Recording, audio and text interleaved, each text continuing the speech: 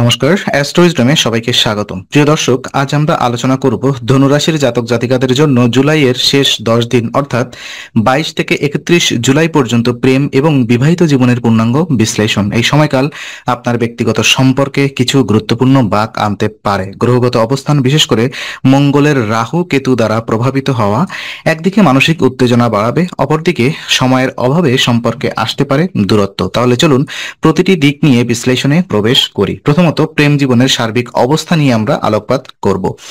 এই সময়টায় ধনুরাশির প্রেম জীবনে দেখা দিতে পারে বিশেষ কিছু চ্যালেঞ্জ, যারা মূল কারণ হলো মঙ্গল গ্রহের উপরে রাহু ও কেতুর ছায়া। মঙ্গল যা আপনার রাশি চক্রে প্রেম অর্থাৎ পঞ্চম ঘরের অধিপতি, সে রাহু কেতুর প্রভাবে আবেগকে উত্তেজনায় পরিণত করতে পারে। ফলে আপনার প্রেমজ জীবনে সহনশীলতা হ্রাস, অতিরিক্ত প্রতিক্রিয়াশীলতা, এমনকি অকারণে রাগ বা হতাশা তৈরি হওয়ার অস্বাভাবিক নয়। এই সময়কালে বিশেষ সমস্যা দেখা দিতে পারে যখন আপনি বা আপনার প্রিয়জন কেউ কর্মব্যস্ততায় বা ভ্রমণের কারণে সময় দিতে ব্যর্থ হন। সময়ের অভাব মানেই মানসিক দূরত্ব বাড়বে। এটা যদি আপনি আগে থেকেই না বোঝেন, তাহলে ভুল বোঝাবুঝি একে একে জটিল আকার নিতে পারে। ছোট ছোট কথা বা অকারণ অথবা আচরণ বড় বিষয়ের জন্ম দিতে পারে।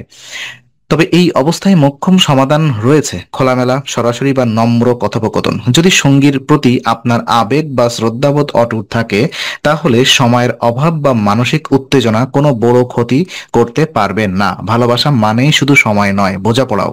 তো এই সময়টিতে আপনাকে বুঝতে হবে কখন কথা বলতে হবে আর কখন নীরব থাকতে হবে। প্রেমে স্থায়িত্ব চাইলে আপনাকে হতে হবে স্থিতি।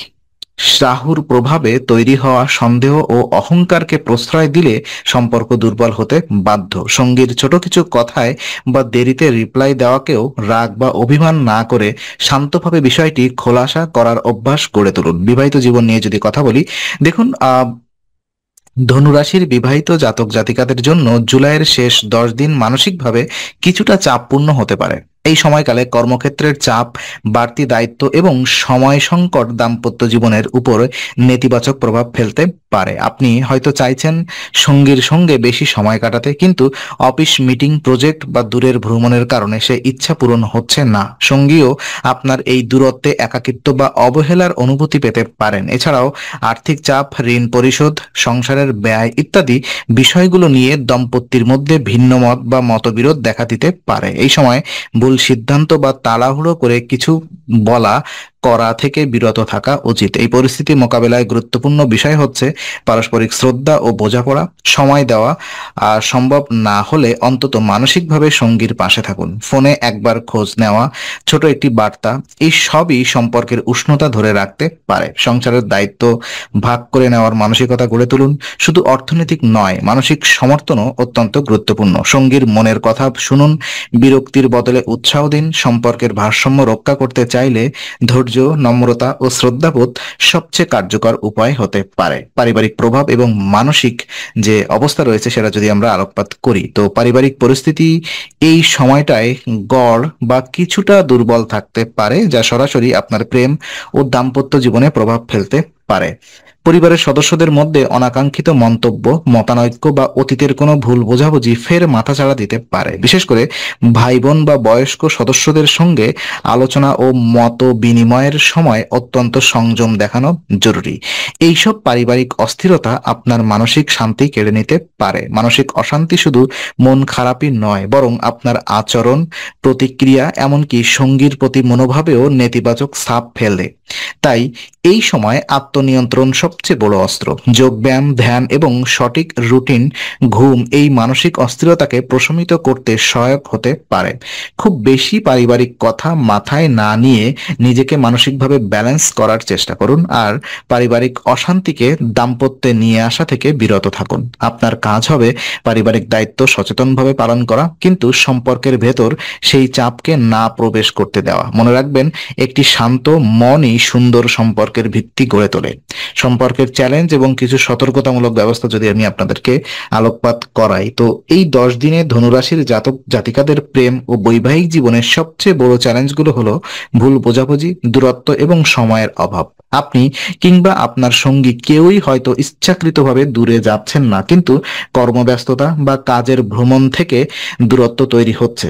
একে অন্যের অভাব অনুভব করছেন ঠিকই, কিন্তু সময় নেই প্রকাশ করার। এই অবস্থায় রোমান্টিক মুহূর্ত সংকুচিত হয়ে পড়ে, যার ফলে অনেকেই ভেতরে ভেতরে অভিমান তৈরি করতে থাকে। আর সেই অভিমান যদি জমে থাকে, তাহলে তা হয়ে ওঠে নীরব দূরত্বের কারণ। উপরন্তু সংসারে যদি আর্থিক চাপ থাকে বা ঋণ নিয়ে চাপ অনুভব করেন, তাহলে তা দাম্পত্যে প্রভাব ফেলা খুবই স্বাভাবিক। এই সময় ভুল বোঝাবুঝি বা ভুল সিদ্ধান্ত না নিয়ে বরং খোলামেলা আলোচনা সবচেয়ে ভালো উপায়। রাগ, অহংকার বা পিছুটান না রেখে বরং নিজে থেকে হাত বাড়ান। সময়ের অভাব থাকলেও দিনে অন্তত 5 থেকে 10 মিনিট একান্ত সময় বের করুন। প্রয়োজনে ভবিষ্যতের পরিকল্পনা বা স্বপ্ন নিয়ে আলোচনা করুন, যাতে সম্পর্ক নতুন করে প্রাণ পায়।